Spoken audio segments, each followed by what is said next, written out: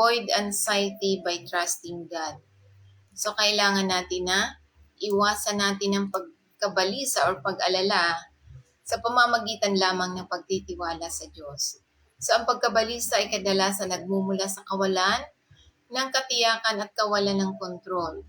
So, kaya nga't ito nagpapaalala sa bawat mananampalataya na isuko ang ating mga alalahanin sa Diyos, na tayo nagtitiwala sa Kanya, na harapin ang bawat sitwasyon.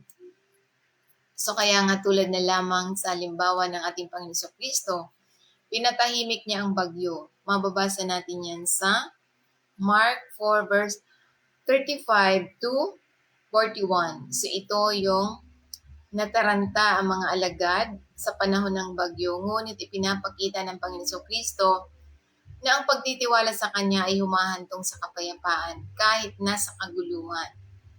So ibig sabihin, ano man ang pangyayari sa sanlibutan, kung tayo nagtitiwala sa Diyos, tayo magkakaroon ng kapayapaan sa loob natin.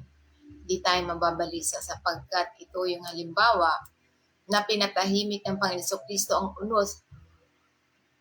Kaya tayo din, bilang mga mananampalataya, kaya din natin patahimikin yung mga bagyo sa buhay ng bawat mananampalataya. Ibig sabihin yung mga hamon, mga pagsubok, kaya natin patahimikin. Ito yung gawain ito na sumasalamin sa kapangyarihan ng Diyos na magdala ng kapayapaan sa gitna ng kaguluhan. Kung paano ang kanyang sakripisyo ay nagdudulot na espiritual na kapayapaan. So kaya nga't ito'y mahalaga na tayo ay nagtitiwala. Kaya sinasabi nga sa Mark 4, verse 35, sabi niya rito, nang araw na iyon, nang sumapit ang gabi, sinabi niya sa kanyang mga alagad, tumawid tayo sa kabilang ibayo. So ito yung kanyang mga alagad ay sumakay sa isang bangka upang tumawid sa kabilang ibayo ng dagat ng Galilea at sinundan sila ng iba pang mga bangka. So kaya nga sa verse 36, Mark 4 verse 36. So iniwan nila ang karamihan at dinala nila siya na gaya niya na sa bangka na may iba pang mga bangka din na kasama niya. Sa verse 37, Mark 4 verse 37, nang dumating ang isang malakas na unos at hinampas ng mga alon ng bangka, anupat ito ay halos mapuno. So, kaya ito yung bagyo, isang biglaang marahas na unos ang bumangon, nagbabantang lumubog ang bangka. Ngunit ang Panginoong Kristo gayunpaman siya'y natutulog sa hulihan. So kaya't sinasabi sa verse 38, sabi niya, ang Panginoong Kristo ay nasa hulihan at natutulog sa isang unan, ginising siya ng mga alagad at sinabi sa kanya, Guro, wala ka bang pakialam kung tayo'y malunod? So ito yung takot ng mga disipulo. Ang mga disipulo ay natatakot at natatakot para sa kanilang buhay, ay ginising ang Panginoon Kristo na nagtatanong kung nagmamalasakit siya sa kanilang panganib. Sa verse 39, sabi niya rito, at siya'y bumangon at sinaway ang hangin, at sinabi sa mga alon, tumahimik. Pagkatapos ay humina ang hangin at ganap na kalmado. So ito yung pinakalma ng Panginoon Kristo ang bagyo. Sinaway niya sa pamamagitan ng inutusan ng hangin at alon na tumahimik. Ang bagyo ay huminto at ang dagat ay naging kalmado. Sa verse 40, at sinabi niya sa kanyang mga alagad, bakit kayo natatakot? Wala ba kayong pananampalataya? So kaya kapag dumating ang takot, ibig sabihin nag-aalinlangan sa pananampalataya. Kaya nga sa verse 41, natakot sila at nagtanong sa isa't isa, sino ito? Maging ang hangin, ang mga alon ay sumunod sa kanya.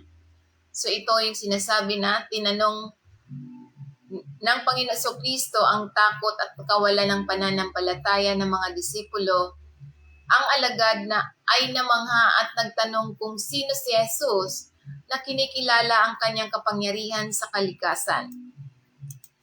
So kaya nga ito'y sinasabi na nagpapakita ng kapangyarihan ng Panginoon Kristo sa kalikasan na itinatampok ang kahalagahan ng pananampalataya sa gitna ng mga unos ng buhay. So kailangan natin na manampalataya, lalong-lalo na kapag dumating yung unos ng buhay. So inilalarawan nito ang pagkakaiba sa pagitan ng takot ng tao at ang banal na otoridad na nag-aanyayas na magmuni-muni sa pagtitiwala sa kapangyarihan at pangangalaga ng ating Panginoon Kristo. So dapat wag tayong matakot sapagkat ang takot, ito yung sumasagisag ng kawalan ng pananampalataya. Kaya't dapat lamang tayo magtiwala sa gitna ng mga unos ng buhay. Kaya nga't sinasabi niya sa 1 Peter chapter 5 verse 7, cast all your anxiety on Him because He cares for you. So sinasabi dito na dapat dependency on God, na dapat nagtitiwala lamang tayo sa Diyos. Ang mga mananampalataya ay ibinigay ang kanilang mga alalahanin. Ibibigay natin ang ating alalahanin at pagkabalisa sa Diyos na tayo nagtitiwala sa Kanya na hahawakan ang ating mga pasanin. Hindi na tayo nag-iisa. Kapag tayo nagtiwala sa Diyos, hindi ka na nag-iisa sa iyong mga pasanin. Sapagkat nangako ang Diyos na siya lamang ang mangangalaga sa Kanyang bayan. God's care for His people. So ito yung lubos, ang katiyakan, ang pangangalaga ng Diyos sa Kanyang bayan. Ang katiyakan ay lubos, ganap, na siya'y nagmamalasakit sa bawat isa sa atin. Na ito'y nagbibigay, kaaliwan at dalhin upang tayo magtiwala sa Kanya sa lahat ng ating alalahanin. Kaya nga kapag ipinagkatiwala natin sa Kanya, mayroon tayong freedom from anxiety. May kalayaan mula tayo sa pagkabalisahan. Sa pamamagitan ng paghahagis natin sa pagkabalisa sa Diyos, ang bawat mananampalataya ay makakaranas ng kapayapaan. Alam na siya ay parehong handa at kayang ibigay sa bawat isa sa atin ang lahat ng ating mga pangangailangan. Kaya nga bilang mga mananampalataya, paano natin i-apply ito sa ating pang-araw-araw na pamumuhay?